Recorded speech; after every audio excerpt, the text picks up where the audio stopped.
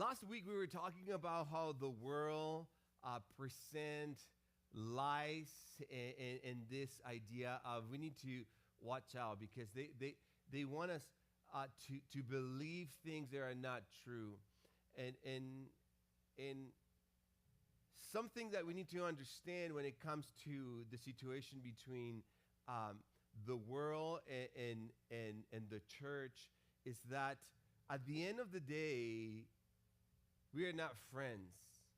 You know what I mean? We have an enemy, and unfortunately, it moved to a certain degree to a position where we need to be with our eyes open to see what is going on and to not be fooled by the world, especially with this situation. I don't know if you ever experienced this situation, but so many times for those who are parents, we have our kids and we see them when they are born and they are growing, but in some point, something happened. Maybe you don't have kids, but maybe you have seen it in yourself, okay? The fact that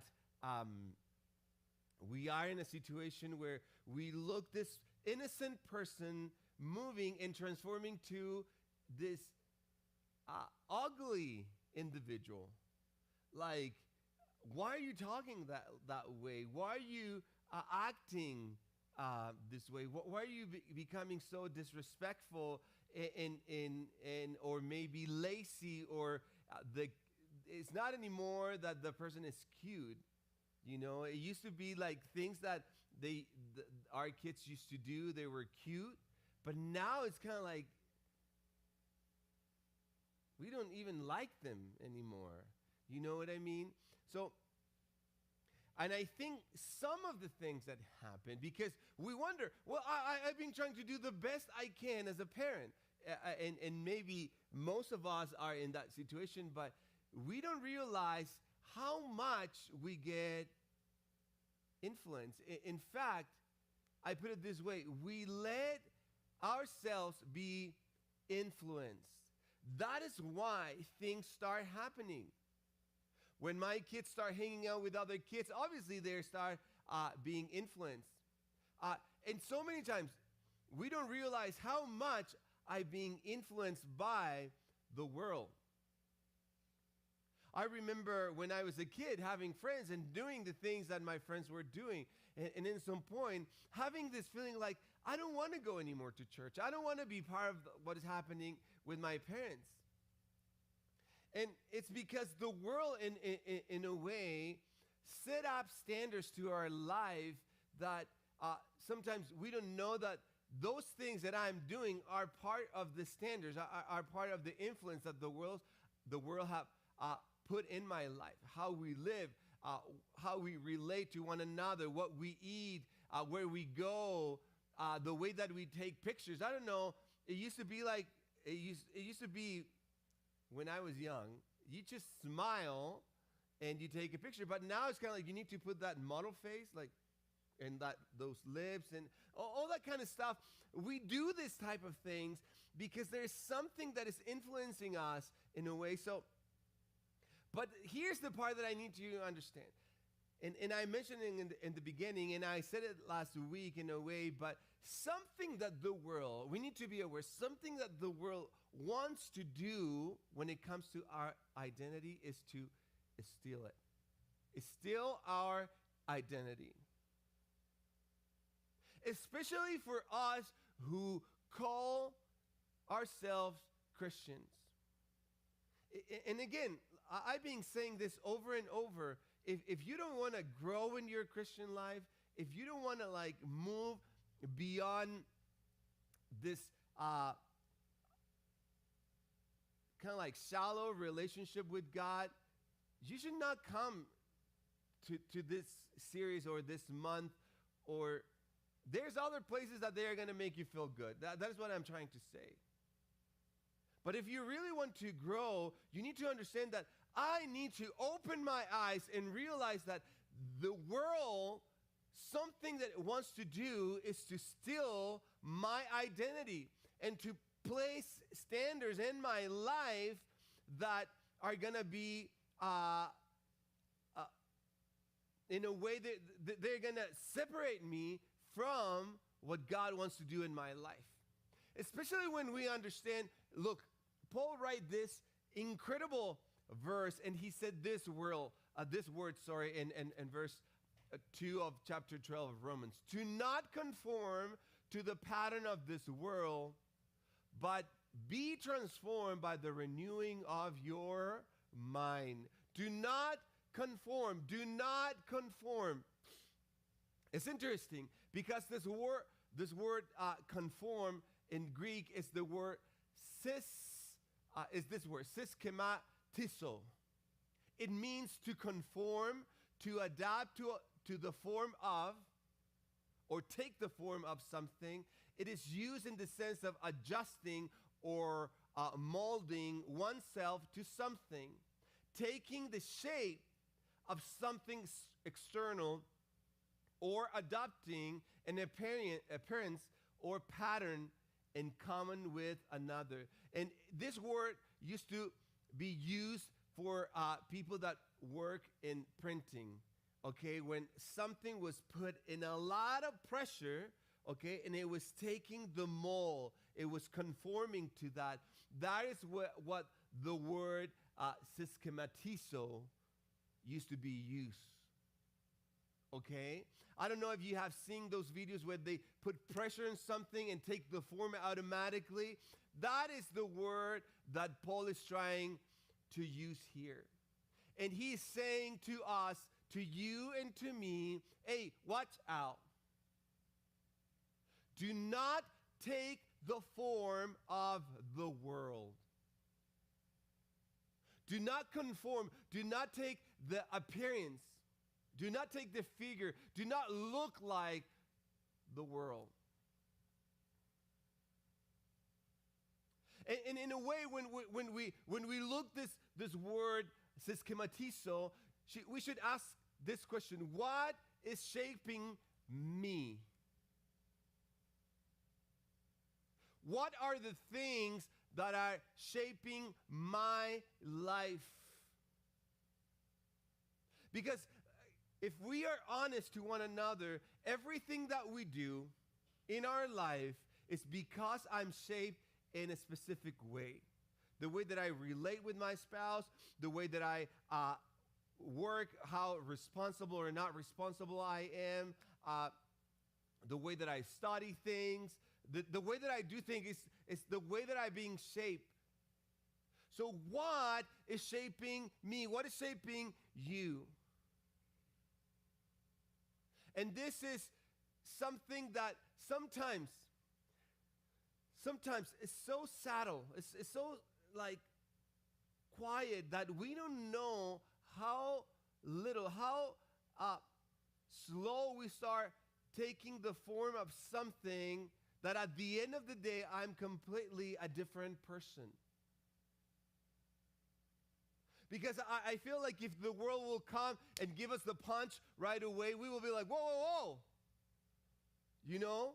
But because it's so subtle, it's so quiet, we don't realize that it will come, and it will. We will not realize the moment that we are completely different, and our principles, our values are different than what used to be. Now, for this, what I want to do is I want to share with you a story. It's a Bible story. It's very well known if you being part of the church, or you have grown in the church. But let me give you a context here. What happened is, you might know the story of the people of Israel. They become a great nation, but in some point, they divided in two. There was the kingdom of Israel and the kingdom of Judah. And because of their sin, they start being attacked by enemies to the point that the kingdom of Israel completely disappeared. And the kingdom of Judah was surviving, but they still were sinning, and they were kind of like opening themselves to idolatry. So what happened is, at the end, they are completely decimated and conquered by Babylon. And the king that conquered them was that guy. I will read it maybe. Nabucodonosor, I think is his name in English. Anyhow, so this happened, and the temple was destroyed, the city was decimated, and this was part of the restoration that God wanted to bring over Judah. But something happened in the middle of this whole thing. And this is the story that I want to share with you. Daniel chapter 1, verse 3. Then the king ordered Aspenaz, chief of the court officials, to bring into king's service some of the Israelites from the royal family and the nobility.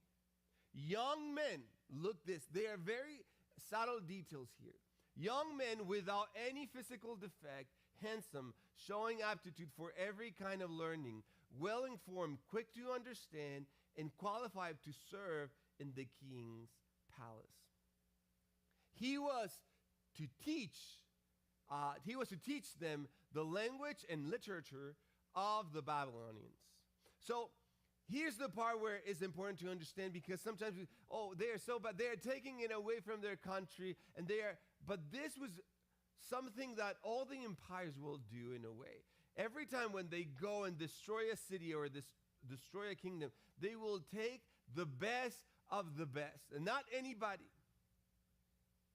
They will kill most of the people, and they will take some of them to themselves. And here's the part that we need to understand. They had to be royalty. Why they have to be royalty? Because this group of people, or the people that was part of the royalty, or the nobles, were the ones who were being taken care of, the ones who were like more educated, the one who was like, in a way, in today's day, the best genetic, okay? If we put it in this time. But at the same time, and this is, I think, the most key part of this whole thing, they had to be young. And this is critical, because another person, if it's too old, they have too many customs already, they have too many things that is hard to change. But a young mind is completely open.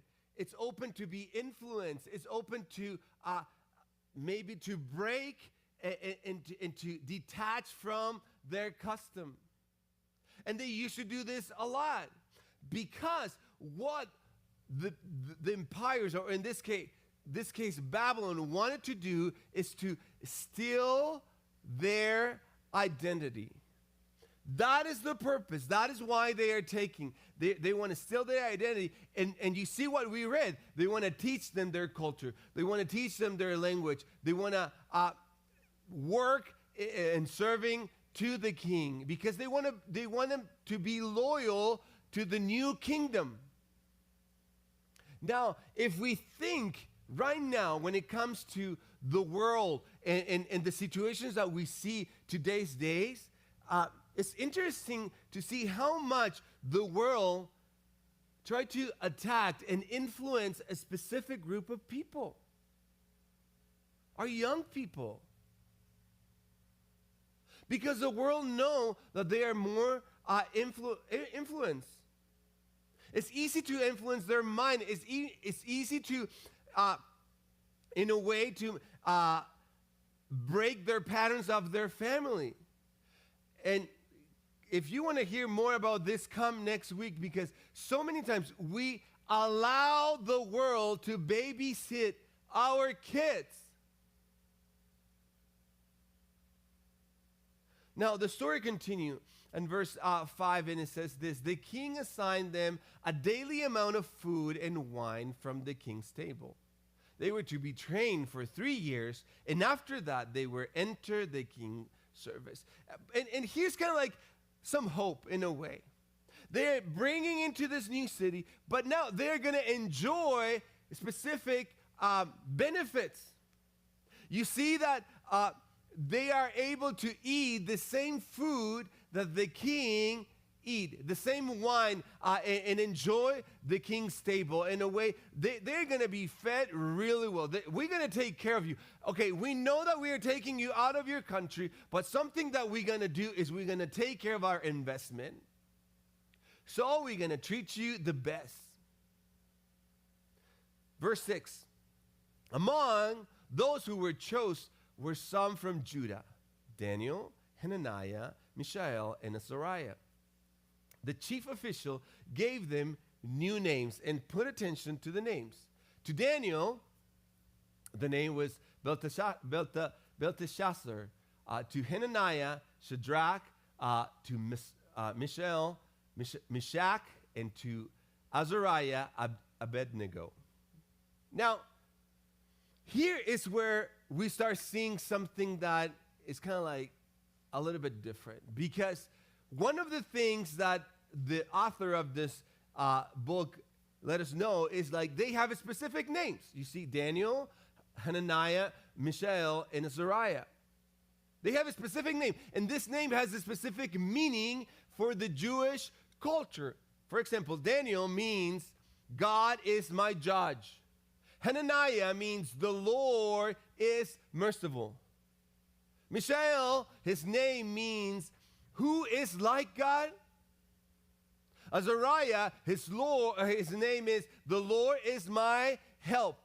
All the names has an implication of their culture, and it spoke to the identity of their nation and their relationship with this God. But they were giving new names. New names has different meanings. And look, the name of Daniel, Belteshazzar, Bel protects the king. Shadrach, his name means commanded by Aku. Aku was one of the moon god. It was like a Babylonic mythology. Okay? Meshach, who is what Aku is, similar to Mishael, you see, but in this case is a reference to Aku. Abednego, servant of Nego or Nebo. And now, here's the part that is important to understand. Nebo, it was another god from the Babylonians. He was referring to the wisdom or, knowledge. And all the names that they changed has a similar meaning to the Jewish name. It's kind of like, is the same, but it's not the same. It looks similar, but it's not similar. It's not the same. And they try to associate in a way those Jewish names with this new Babylonic names, reflecting the culture, reflecting their belief. Taking away, think about this, because for you and for me, one of the most beautiful sound is our name. We like to hear our name. When we hear a name, we look back. But now they are taking that, the identity. And the purpose of this, in this culture, it was completely on purpose to give them a new identity. I'm giving you a new name so that I can give you a new identity. I want you to be separated from what you were before, and now you can make roots here where you are right now. And again, look, this is very subtle. The name is similar, the name look like, but it's not the same. And here's where we don't realize that this happened in the world with us. But Daniel, says verse 8, resolved not to defile himself with the royal food and wine. And he asked the chief official for permission not to defile himself this way. Daniel, maybe he didn't have control over where he was going to live. Maybe he didn't have the control of what they were going to name him or what they were going to call him. But he looked around and see, what can I control? What is that thing that I can control? And it doesn't matter if they want to call me this or that, but for him, in a way, he realized, I can control what I eat. I put it this way, what is that I can control that the world cannot influence? What is that thing that us can control that the world cannot influence? Maybe I cannot control what happened at my job. Maybe I cannot control the family that I get or the family that I am from. Maybe I cannot control, I don't know, the people that are my neighbors, you know? But there might be something that I can control. But unfortunately, sometimes we kind of like give up very easy because, well, this is the job that I get. This is the family that I am. I cannot do anything. And we don't realize that might be opportunities. Opportunities to take control.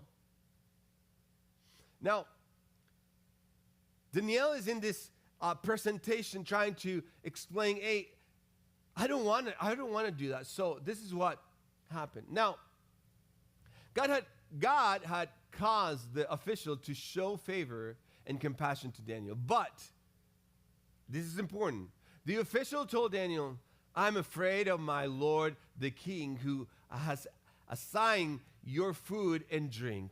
Why should he see you looking worse than the other young men at your age? The king will then have my head because of you. In a way, he's saying, look, you're coming here trying to work in this idea of food, but in his mind, if I give you not a lesser food, you will become skinnier, you will look ugly, you will not look good. And that will put me in a situation where I can get in trouble. And it's reasonable.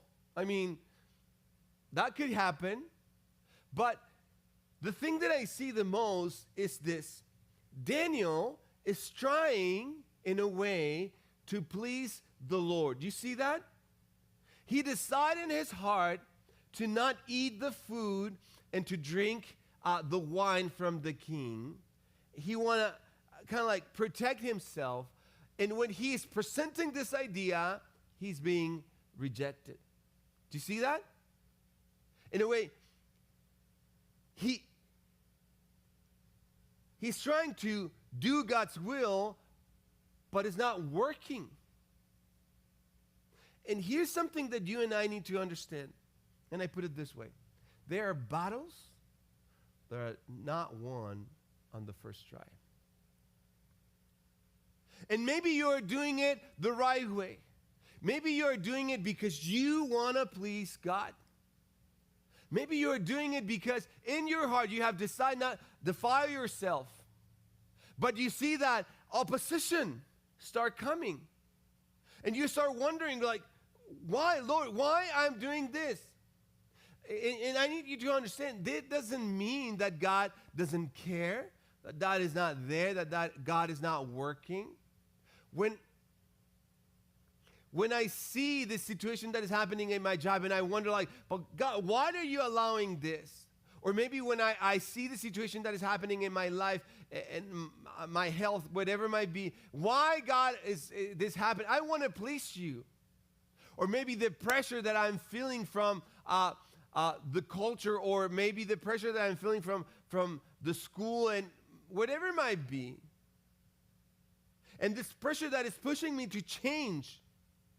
And like, God, I really want to please you, but why you are allowing this? You need to remember this, that there's this part. when I want to do his will, but the world won't let me. We're going to have the world that is right there in this battle. Every time that I move a step closer to God, you're going to see the world trying to pull you back. Every time that I want to take the decision to please the Lord, you're going to see the world pulling you out of that. So the question is this: what should I do when I feel like God isn't supporting me? What should I do? What should Daniel do when he sees that the servant of the king is telling him, I can't? Should he give up? Verse 11 gives us what he did. Daniel then said to the guard, whom the chief official had appointed over Daniel, Hananiah, Misaiah, and Azariah, please test your servant for 10 days. Give us nothing but vegetables to eat and water to drink. Then compare our appearance with that of the young men who eat the royal food, and treat your servant in accordance with what you see. In a way, he's saying, look, let's put this to test. If you see that we are struggling, if you see that we are looking really bad, stop it, and we will obey your instruction. Daniel is not staying there with his arm crossed and saying, well, whatever. Instead, he decides to present an idea. Because remember this, they can change his name. They can take him away from his culture, but there's something that he can control. And he's not going to allow them to take away the thing that for him is fundamental. It was part of their culture, the food. You know, Jewish people had so many traditions in terms of what they eat, what they put in their body, because that will defile them in their relationship with God. So he wanted to take care of that part. So he's trying to do as much as he can. And he presents this idea. Because for Daniel, it is more important to please God than to please men.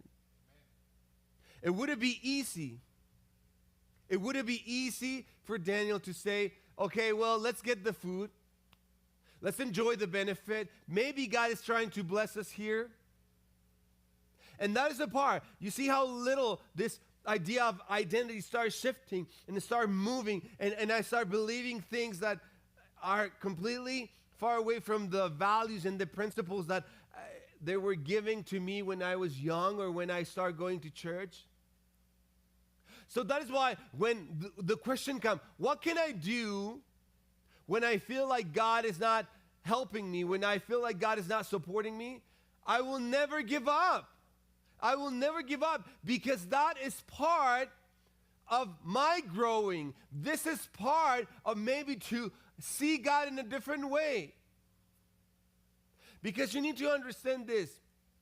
If I want to please God, I cannot let the world steal that blessing from me. If you really want to please God, you cannot allow the world to take away those things that God has given to you. And so many times, in so many seasons in our life, God allows situations to happen for us to learn, for us to grow, for us to know Him.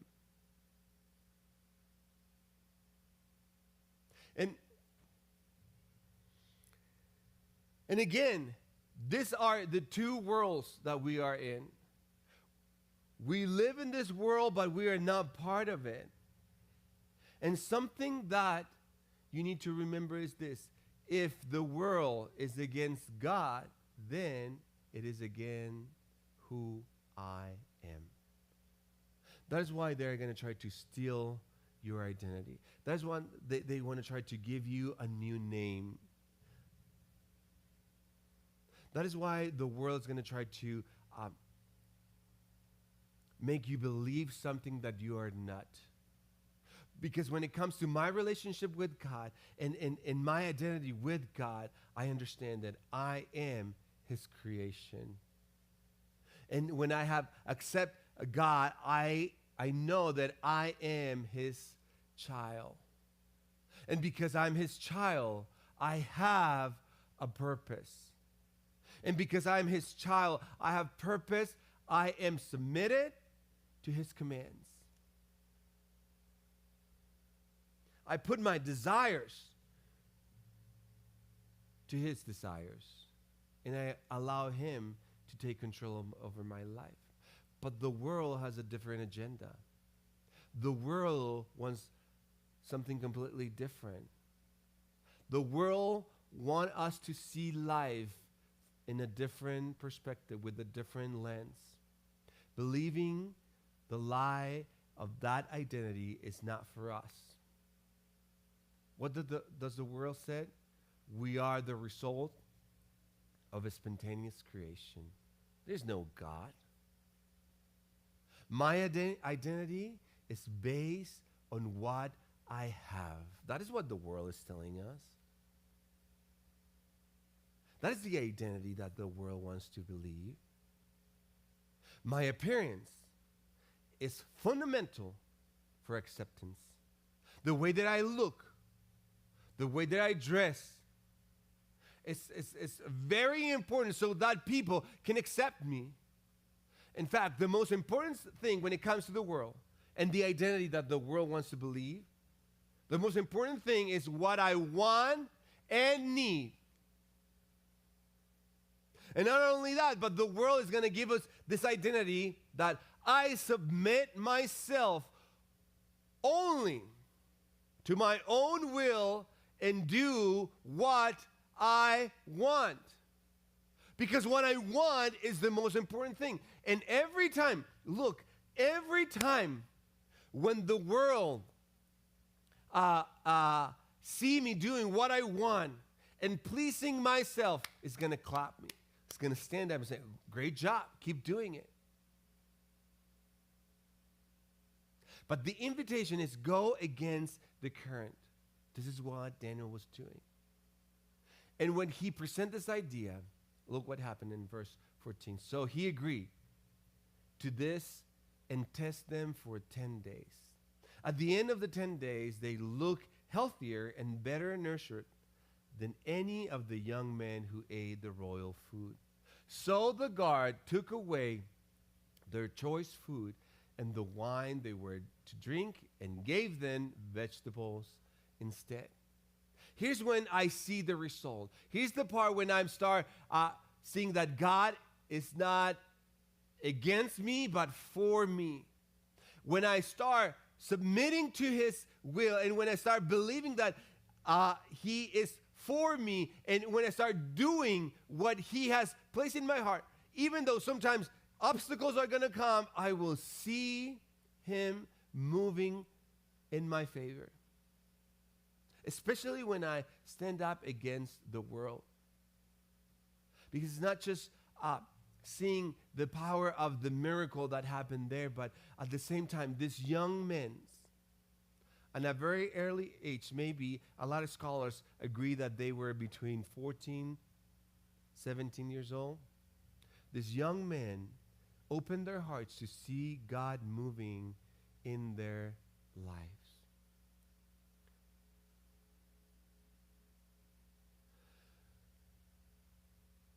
And it's not just for them. There's a battle here.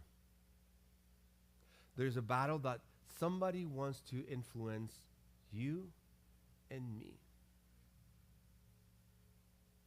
And there are lies that are thrown into us. And we start believing things that we never thought were possible. We start believing that maybe there's more than one gender. We start believing that maybe marriage is not that important. We start believing that maybe, I don't know, God doesn't exist.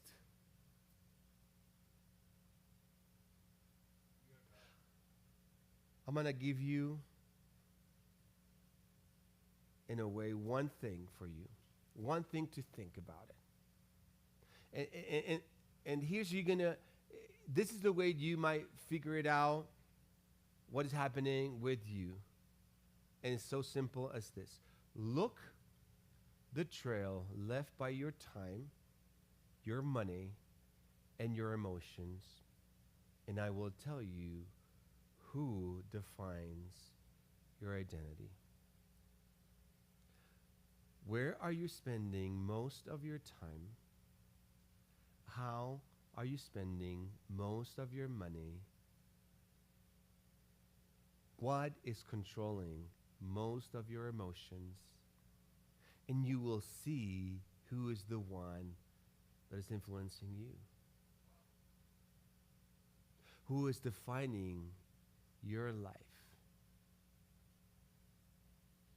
Because at the end of the day, or you're being influenced by the world, or you're going to be influenced by God. But remember this, it's your decision. Let's pray. God, in this morning, my prayer is that you can open our hearts, open our hearts to see the lies that the world is placing in our lives and how they've been stealing the identity that you want to place or that you have placed already in us. Lord, I pray this morning that we can be aware of the scheme, that we can be aware when things are not true, that we can see the lie and how they are trying to influence us, moving us away from you, Lord. Help us. I'm so thankful that you speak a time and out of time. And I know today somebody that was here needed to hear this. I pray for the rest of the day, Lord, that your blessing can rest upon us in this week, Lord. I pray that your blessing can follow us well. We love you, Jesus. In your name we pray. Amen. Let's give a hand to the Lord.